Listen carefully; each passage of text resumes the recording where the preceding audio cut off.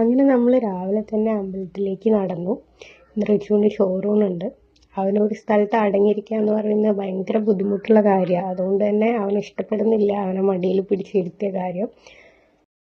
തിരക്കൊന്നുമില്ലായിരുന്നു കേട്ടോ. അങ്ങനെ ഞങ്ങൾ മുത്തപ്പനെ തൊഴുതു, പ്രസാദമൊക്കെ കഴിച്ച് ബോട്ടിങ്ങിന് പോകാമെന്ന് തീരുമാനിച്ചു.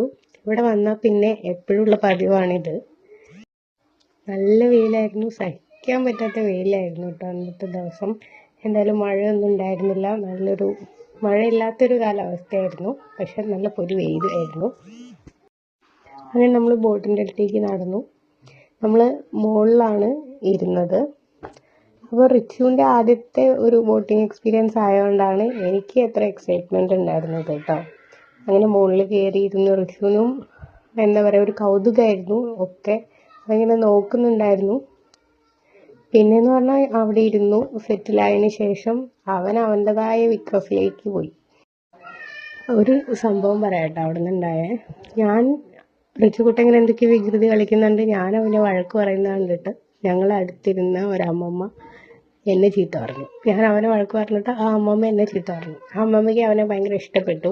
ഇവർ രണ്ടുപേരും അങ്ങോട്ടും ഇങ്ങോട്ടും നല്ല കഥയും പറച്ചിലൊക്കെ ആയിരുന്നു. 1/2 മണിക്കൂർ നേരമാണ് കേട്ടോ ഈ ഒരു റൈഡിൻ്റെ ടൈം. നമ്മൾ തുടങ്ങിയ സ്ഥലത്തു നിന്ന് കുറച്ച് ദൂരം പോയി അവിടെ തന്നെ എത്തും. അങ്ങനെ എല്ലാവരും ആ പുറത്തൂടെയൊക്കെ നടക്കുന്ന കണ്ടപ്പം റിച്ചുവിന് നടക്കണം. അങ്ങനെ നല്ല ഭംഗിയുണ്ടായിരുന്നു കേട്ടോ കാണാൻ. ഞാൻ പറഞ്ഞതുപോലെ തന്നെ മഴയില്ലാത്തൊരു അന്തരീക്ഷമായിരുന്നു, നല്ല വെയിലായിരുന്നു.